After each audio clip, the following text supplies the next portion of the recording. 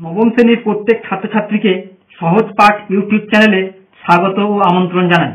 আজ আমরা অঙ্কের রৈখিক সহ সমীকরণ 2 চল বিশিষ্ট অধ্যায় থেকে কষে দেখি 5.3-এর 4-এর 14 নম্বর অঙ্কটি নিয়ে আলোচনা করব। 4-এর অঙ্কের স্টেটমেন্টটা এইরকম যে নিচের 2 চল বিশিষ্ট সমীকরণ দ্বয়কে অপনয়ন পদ্ধতিতে সমাধান করো। যার সমীকরণ দ্বয় হচ্ছে 1 নম্বর ax plus by equal to c এবং 2 নম্বর সমীকরণ হচ্ছে যে a square x plus b square y is equal to c square।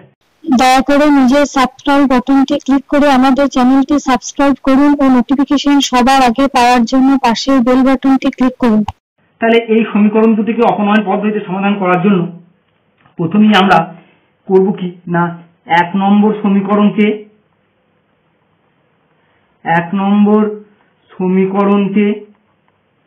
এ দ্বারা গুণ করিয়া মাইনাস 2 নম্বর সমীকরণকে 2 নম্বর সমীকরণ ইন্টু 1 করিয়া পাই। তাহলে কি পাওয়া যাবে না প্রথমে 1 নম্বর সমীকরণকে a দ্বারা গুণ করতে হবে। তাহলে a দ্বারা গুণ করলে কি পাওয়া যাবে প্রথমে যদি দেখি তাহলে a square x plus aby equal to ac। এটা হচ্ছে যে 1 নম্বর সমীকরণকে a দ্বারা গুণ করলে পাওয়া যায়। আবার 2 নম্বর সমীকরণকে 1 দ্বারা গুণ করলে ওই একই থাকবে। তাহলে কি থাকবে না a square x plus b square y equal to c square.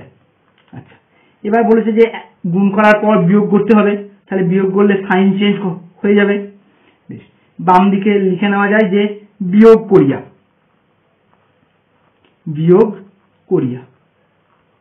আচ্ছা, তাহলে তোমরা দেখতে পাচ্ছ যে প্লাস a স্কয়ার x থেকে মাইনাস a স্কয়ার x কেটে যাচ্ছে, অর্থাৎ a স্কয়ার x রাশির অপনয়ন ঘটছে।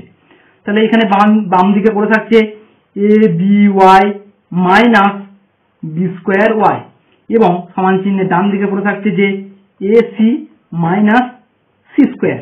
আচ্ছা, এবারে যদি বাম দিক থেকে by কে যদি কমন নেওয়া যায় তাহলে কি পড়ে থাকবে না a মাইনাস b এবং অপর দিক থেকে ডান দিক থেকে যদি c যদি কমন নেওয়া যায় তাহলে আমরা দেখব যে পড়ে আছে a মাইনাস c। অর্থাৎ এখান থেকে খুব সহজেই আমরা y এর মান বের করে নিতে পারি। y ইকুয়াল যদি ভাগ করা যায় তাহলে উপরে ছিল কি না c into a minus c আবার এবং নিচে b into a minus b।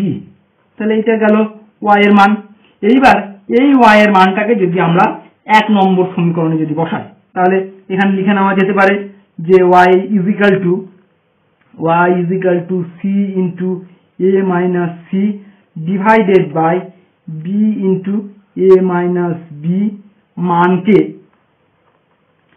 মানকে 1 নম্বর সমীকরণে বসাইয়া পাই। 1 নং সমীকরণে বসাইয়া পাই কি পাওয়া যাবে না প্রথমে যদি আমরা 1 নম্বর সমীকরণটা একবার লিখে নিই তাহলে কি দেখবো যে ax plus by equal to c। এটা সমীকরণটা আছে 1 নম্বর সমীকরণটা। এবার y এর জায়গায় y এর মানটা বসিয়ে দেবো। তাহলে কি থাকবে না ax ইন্টু b আর y এর মানটা হচ্ছে যে c into a minus c divided by হচ্ছে যে b into a minus b equal to হচ্ছে যে c। তাহলে তোমরা প্রথমে দেখতে পাচ্ছ যে b কেটে যাচ্ছে। আচ্ছা, এবারে যদি আমরা মানটাকে যদি সমান চিহ্ন ডান দিকে নিয়ে চলে যায় তাহলে কি থাকবে বাম দিকে ax থাকলো, সমান চিহ্ন ডান দিকে নিয়ে গেলে c minus c into a minus c divided by a minus b। এবার যদি লসাগু করা যায় মানটাকে তাহলে আমরা দেখব যে লসাগু করলে a মাইনাস c হচ্ছে যে লসাগু, a মাইনাস b হচ্ছে লসাগু। এবার উপরে তাহলে থাকছে যে গুণ হয়ে যাবে যে ac মাইনাস bc। এবার সিটাকে যদি ac এর সঙ্গে গুণ করে দেওয়া যায় তাহলে দেখব যে এখানেও হচ্ছে যে minus ac plus c square. তাহলে তোমরা দেখতে পাচ্ছ যে প্লাস ac মাইনাস ac কেটে যাচ্ছে। তাহলে পড়ে থাকছে কি সিটা যদি কমন নেওয়া যায় তাহলে দেখবো যে পড়ে থাকছে যে C into C minus B, আবার নিচে পড়ে থাকছে যে এ মাইনাস বি। এবারে যদি তোমরা দেখতে পাচ্ছ যে বাম দিকে আছে এ এক্স, তাহলে এক্স এর মান বের করার জন্য অতএব এক্স ইকুয়াল টু এটাকে যদি ভাগ করে দেওয়া যায় তাহলে দেখবো যে উপরে ছিল C into C minus B, আবার নিচে আছে A into A minus B.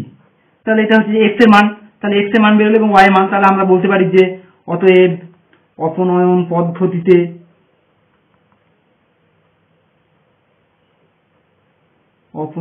পদ্ধতিতে নির্ণেয় সমাধান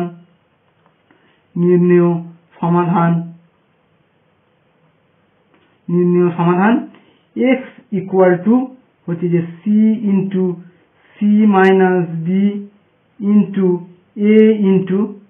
এ মাইনাস বি, ও এটা যে এক্স এর মান এবং ওয়াই এর মানটা হচ্ছে যে y equal to C into A minus C divided by B into A minus B. তাহলে এটা হচ্ছে যে এক্স এবং ওয়াই এর মান অপনয়ন পদ্ধতি সমাধান করে বেরোলো। তাহলে স্টুডেন্ট, আজকের মতো অঙ্ক এখানেই শেষ হলো।